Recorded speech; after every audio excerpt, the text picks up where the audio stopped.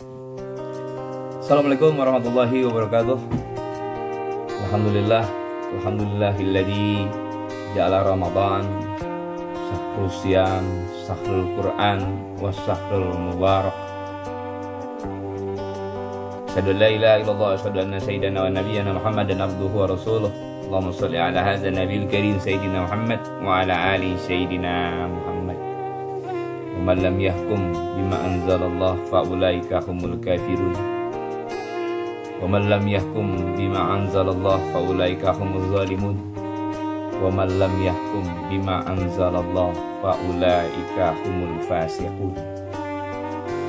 Qala Rasulullah sallallahu alaihi wasallam, al-jannatu mustaqatun ila arba'atin nafar, talil Quran wa hafizil lisan wa mut'imul jian wa ta'imi fi syahri Ramadan.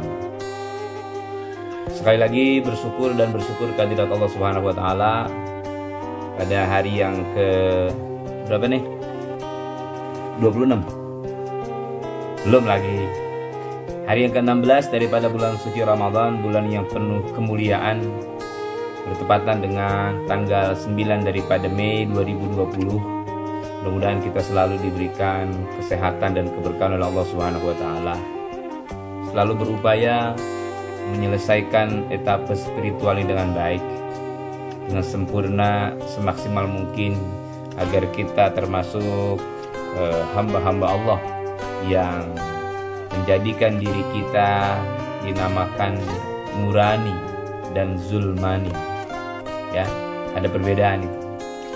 Jadi syukur dengan mengucapkan kepada Allah Subhanahu wa taala kalimat alhamdulillah, bersalawat kepada baginda Rasul dengan mengucapkan Allahumma shalli ala sayyidina Muhammad wa ala ali sayyidina Muhammad. Dua kunci ini menunjang keberkahan hidup seseorang. Dua kunci ini menunjang keberkahan satu aktivitas seseorang. Makanya kalau ada aktivitas tidak diucapkan kalimat syukur dan tidak diucapkan kalimat salat kepada baginda Rasul, terlepaslah keberkahan daripada aktivitas itu. Pagi ini ba'da duha, kita senantiasa bersyukur kepada Allah dan bersalawat kepada baginda Rasul Nabi kita Muhammad sallallahu alaihi wasallam, tambah dengan beberapa hal yang dapat kita lakukan pada hari ini. Saya selalu berdoa buat teman-teman yang selalu berada di lingkungan pendopo Zikir Hajat Center, yang dekat maupun yang jauh, yang di Cirebon, yang di Bandung, yang di Medan, sahabat-sahabat di Majelis Ulama Indonesia Jakarta Selatan, FKUB Jakarta Selatan, Kuliah Subuh Ahad, Jam'iyah Kuliah Subuh Ahad, juga Khatmul Quran, Akhina Kiai Tilani Hamzah, orang-orang tua kami yang suka kasih kabar, Hamzah terusin, saya senang dengerin katanya gitu, ya, Haji Rahman, Haji Abdul Majid, seluruhnya mudah-mudahan kita dalam kapabilitas menyelesaikan Ramadan dengan baik, menjadi pemenang-pemenang Ramadan dengan baik, dan kita walitukmilul iddata walitukabbirullaha ala ma hadakum wa la'alakum tashkurun. Kita bertakbir menyambut Syawal tapi dengan satu kebahagiaan. Walaupun hingga saat ini kita masih berada di dalam situasi yang cukup prihatin dengan adanya wabah COVID-19, yang ini sifatnya bukan di Indonesia dan di Jakarta saja, tapi seluruh antara dunia mengalaminya. Jadi kesabaran, kedewasaan beragama itu betul-betul kita perlu pertahankan. Ada yang namanya social distancing dan physical distancing, itu bagian dari kesabaran. Ya, sabar tidak sholat Jumat, sabar tidak ke masjid, itu juga sabar. Nah, kenapa? Karena ini adalah bagian dari proses bernegara yang ada hubungannya dengan proses beragama.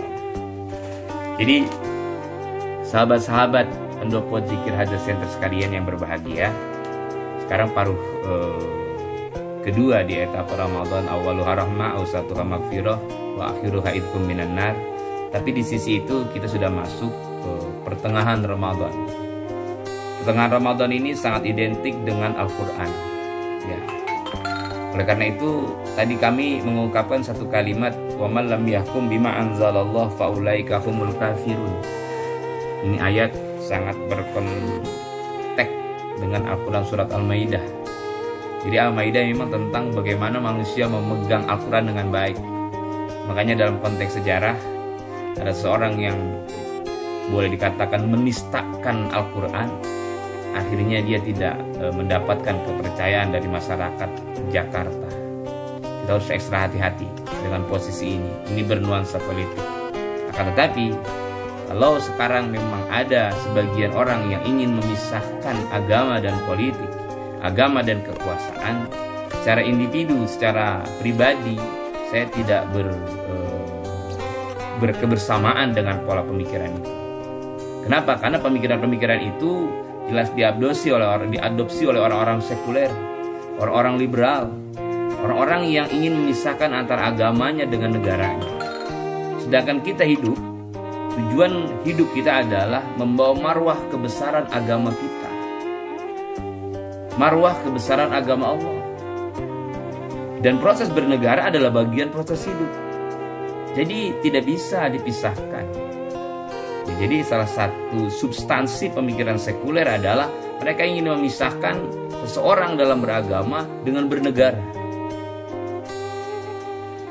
Terus terang saja para sahabat-sahabat sekalian, proses beragama dan bernegara itu tidak bisa dipisahkan. Kenapa? Karena kita hidup di dunia ini, kata Rasulullah, ad-dunya darul amal, wal akhiratu darul jaza.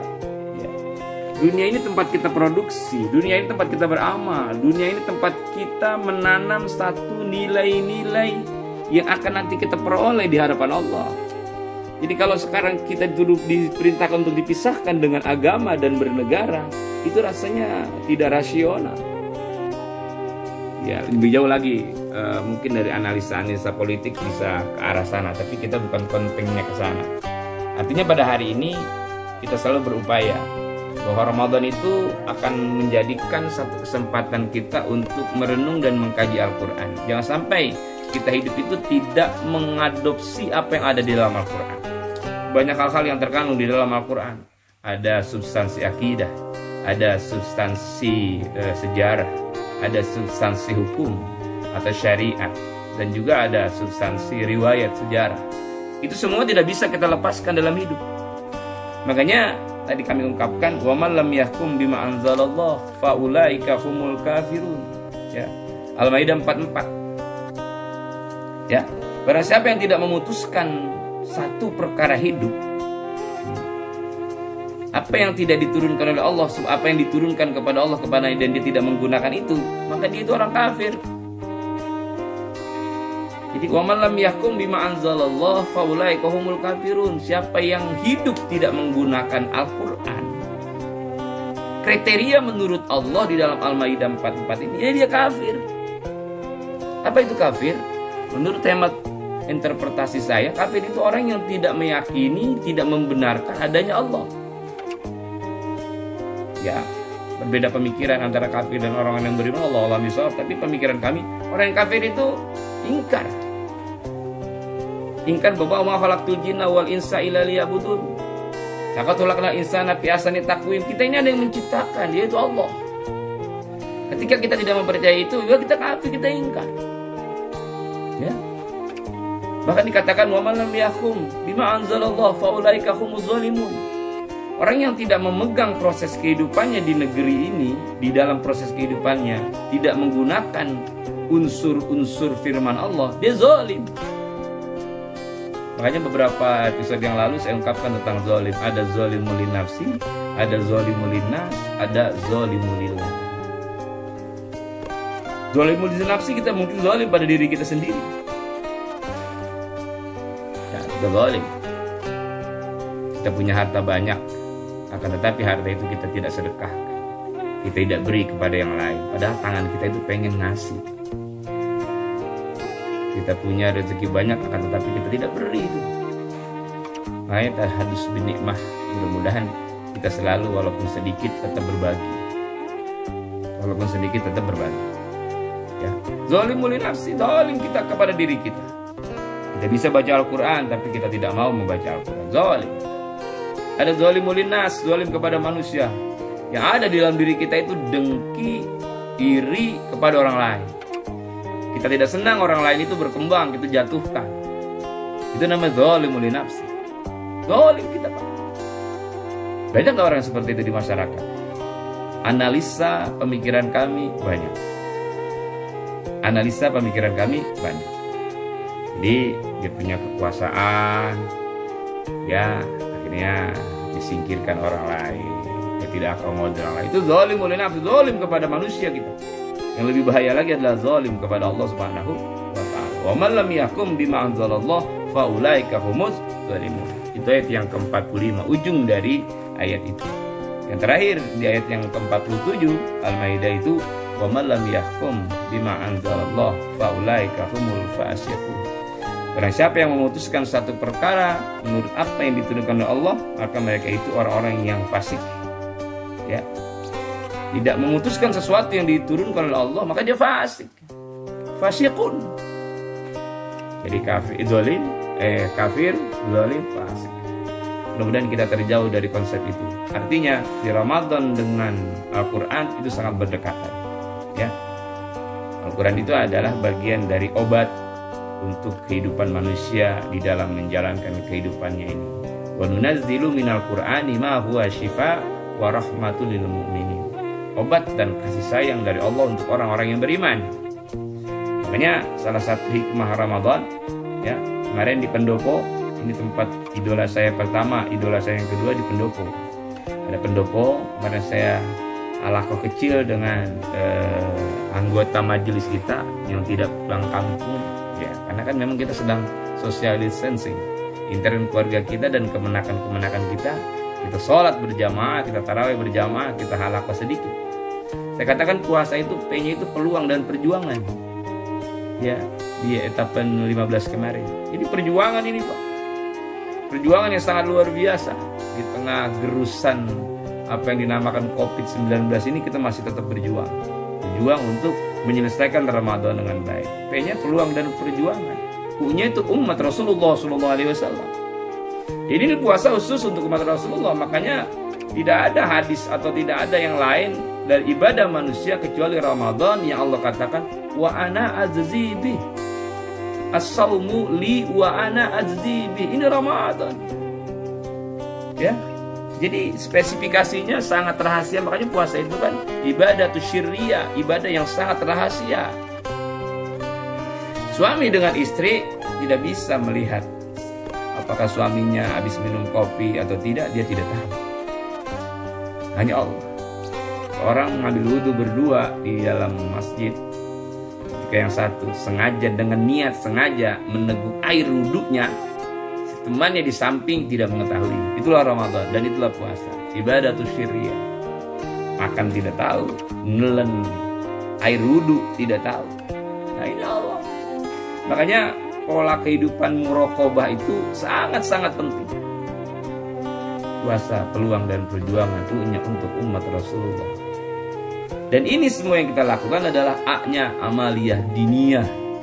Amaliyah yang bersifat nuansa spiritual. Semuanya napas kita berganjar tasbih, sunnah kita berganjar wajib kita berganjar 70 sampai 700 derajat di sisi Allah. Di luar Ramadan tidak ada ini dari Allah, tidak ada.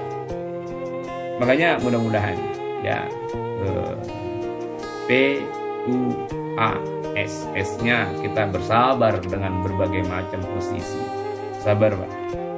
Mudah-mudahan kesabaran kita dijanjikan oleh Allah.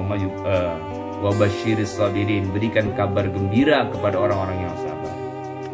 Sabar teman-teman kami yang mengalami PHK. Sabar ketika kita mengalami posisi ini. Ya Allah alam bisawab. Bagaimana manajerial negeri ini. Kalau kita lihat di media sosial negeri-negeri lain pada saat lockdown itu rakyatnya sejahtera. Saya punya teman di Jeddah, itu luar biasa Pak. Pemerintah Saudinya luar biasa. Artinya ketika dia tidak mampu rakyatnya berproduktif, maka sang penguasa. Disinilah nanti pertanggungjawaban di hadapan Allah. Bagaimana penguasa ini memberikan apa yang namanya kesejahteraan buat rakyat. Nanti di Yaumul Mahsyar akan ditanya itu siapa pemimpin-pemimpin kita pasti. Makanya kalau menjadi pemimpin itu kira-kira adil atau tidak itu di situ Pak. Sahabat-sahabat sekalian. Jadi tidak mudah ya. Artinya ketika kita ingin menjadi pemimpin, jangan selalu kita gulirkan apa yang dinamakan hal-hal sponsorship saja. Ya. Belusukan seperti Sayyidina Umar radhiyallahu anhu tidak bisa disamakan seperti itu. Ya. Sayyidina Umar tidak menulis logo, Pak. Sayyidina Umar langsung gandumnya itu dia panggul Sayyidina Umar. Tidak ditulis logo dari Sayyidina Umar, tidak. Ya. Allah alam bisawab. Jadi mudah-mudahan Ramadan dengan Al-Quran itu mengantarkan kita untuk selalu mendapatkan nilai kesuksesan. Ingat, P-U-A-S-A. A-nya itu adalah Allah akan memberikan satu apresiasi buat kita. Orang yang puasa dengan baik, dia jaga nilai-nilai puasanya dengan baik, yakin kita akan mendapatkan nilai yang terbaik di sisi Allah. Dasarnya apa? Suatu ketika Rasulullah SAW pernah mengucapkan salah satu sabda beliau, "Lisaimi farhatun inda fitrati wa farhatun inda liqa'a rabbih." Bagi orang-orang yang berpuasa ada dua kebahagiaan besar. Ya. Kebahagiaan saat kita berbuka tuh bahagia banget. Ya. Dan kebahagiaan saat nanti kita ketemu dengan Allah. Nanti kita ketemu dengan Allah kalau kita membawa iman dan amal. Makanya di dalam Duratun Nasihin itu ada riwayat tentang apa hakikat kemenangan. Ya. Apa hakikat kemenangan? Ada kemenangan hari raya Idul Fitri, ada kemenangan hari raya Idul Adha, ada kemenangan yang dinamakan kemenangan hakiki, yaitu ketika kita nanti pulang dari dunia ini menghadap Allah membawa iman. Dan kemenangan yang keempat di dalam kitab itu, ketika kita nanti di yaumil mahsyar Allah mau mandang kita, mau lihat kita, nggak melengos, kata orang Jakarta. Lisoimi farhatun inda fitrati wa farhatun inda liqa'a rabbi. Bukhari atau Muslim. Jadi bahagia saat berbuka dan lebih bahagia lagi saat kita nanti ketemu dengan Allah. Teruskan perjuangan kita untuk mencari ridha Allah, terus beramal, terus berbuat di momen-momen istimewa Ramadan. Mudah-mudahan Ramadan ini kita bisa selesaikan dengan sebaik-baiknya. Kita munajat kepada Allah, COVID-19 cepat berlalu dari lingkungan kehidupan kita dan kita bisa kembali beribadah, kembali bermuamalah, kembali berbuat dengan sebaik-baiknya, dan munajat mudah-mudahan sahabat-sahabat kita, teman-teman kita dihindarkan dari posisi wabah COVID-19 ini. Amin ya rabbal alamin.